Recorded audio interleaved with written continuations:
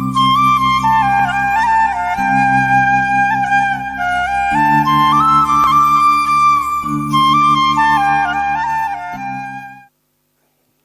दूसरों को दुख पहुंचाते हैं।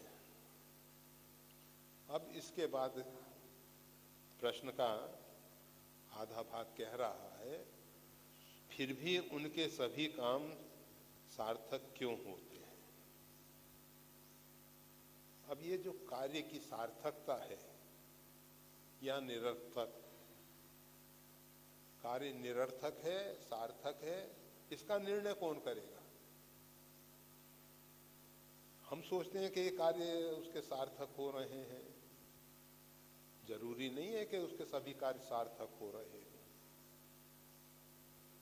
और कार्य की सफलता और सार्थकता में अंतर है।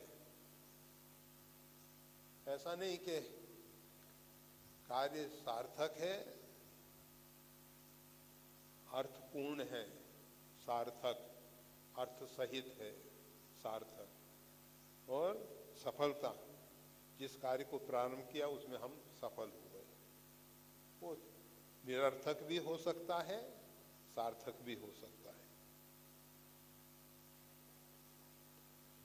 तो ये कार्य की सफलता तीन बातों पर निर्भर करती है।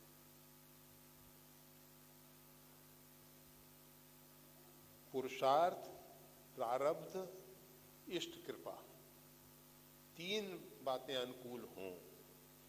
आप देखते हैं एक बच्चा बहुत दिल लगा के दिन रात मेहनत करता है और फेल हो जाता है, नहीं सफल हो पाता, नहीं हो पाता।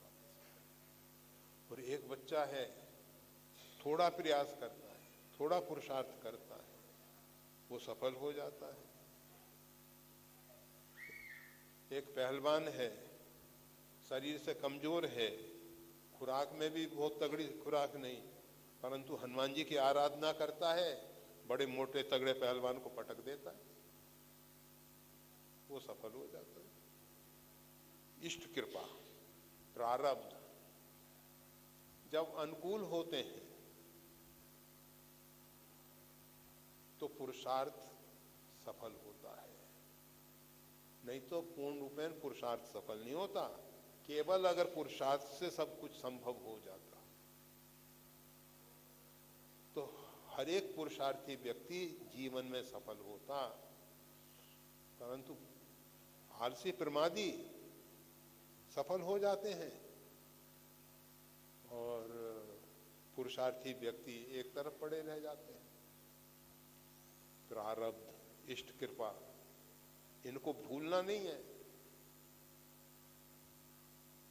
तीन बातें अनुकूल होने पर कार्य की पूर्ण सफलता है। तीन में से दो अगर हैं तो कार्य की सफलता कठिनाई से हो जाएगी, और अगर केवल पुरुषार्थ है तो जरूरी नहीं है कि कार्य सफल हो जाए। प्रारब्ध भी अनुकूल होना चाहिए, उसके साथ साथ इष्ट कृपा भी होनी चाहिए। और ये जो सार्थक और निरर्थक की बात है,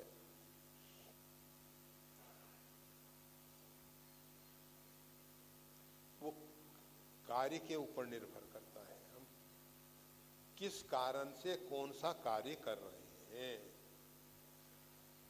कार्य करने के पीछे हमारा उद्देश्य क्या है। अगर हमारा उद्देश्य व्यक्तिगत सुख पाने के लिए है तो वो सार्थक नहीं, भले ही लोगों की दृष्टि में वो सार्थक हो, परंतु जो कार्य बहुजन हिताय, सर्वजन हिताय है, वो सार्थक है। कार्य करने से पूर्व उद्देश्य हमारा क्या है, वो महत्वपूर्ण होता है। बहुत से व्यक्ति हैं अपने और परिवार के लिए बहुत कार्य कर रहे हैं, उसमें उनको ऐसा लगता है कि वो सार्थक है, परंतु सार्थक वो नहीं है जो सीमित दायरे के लिए जी रहे हैं। अपने परिवार का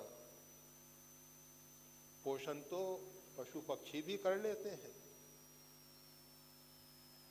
अगर उतना ही हम कर रहे हैं, तिनते खर सूकर स्वान भले, उनसे तो अच्छे वो गधे सुअर कुत्ते हैं। अगर हमारा परमात्मा के साथ संबंध नहीं हुआ, परमात्मा को हमने परमात्मा के रूप में स्वीकार नहीं किया, अगर हमारे जीवन में परमात्मा की शरणागति नहीं हुई, तो जीवन निरर्थक है, सार्थक नहीं है।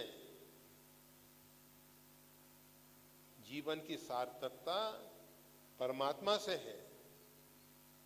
अगर परमात्मा के साथ हमारा संबंध है, परमात्मा के साथ हमारा तादात्म्य है, हम परमात्मा के हैं, हम मन से, बुद्धि से, वाणी से, क्रियाओं के द्वारा, शरीर के द्वारा, मन से हम परमात्मा के साथ जुड़े हुए हैं, तो हमारा जीवन सार्थक है। अगर हम इसके विपरीत हैं तो हमारा जीवन निरर्थक है, निरर्थक है।